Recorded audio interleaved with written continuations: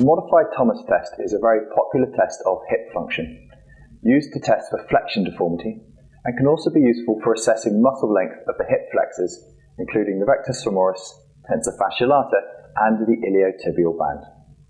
To perform the test, the patient should be instructed to lay supine with the test leg in full hip extension and the opposite leg held into full hip flexion. The extended hip should not be blocked by the couch. The patient's head should be comfortable, preferably resting on a cushion, and lumbar hyperextension should be checked and, if found, reduced by increasing hip flexion. A positive test for hip flexion deformity is indicated by a flexion of the hip when in the modified Thomas test position.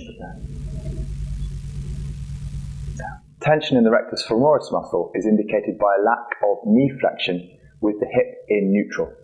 The normal knee joint angle in this position is typically between 70 and 90 degrees. If the hip is seen to drift into hip abduction as it extends, this indicates tension in the lateral structures, which could include the tensor fasciae lata and iliotibial band. Finally, external rotation of the tibia can indicate tension through the lateral structures of the leg. I would recommend the original Thomas test for older, less mobile patients.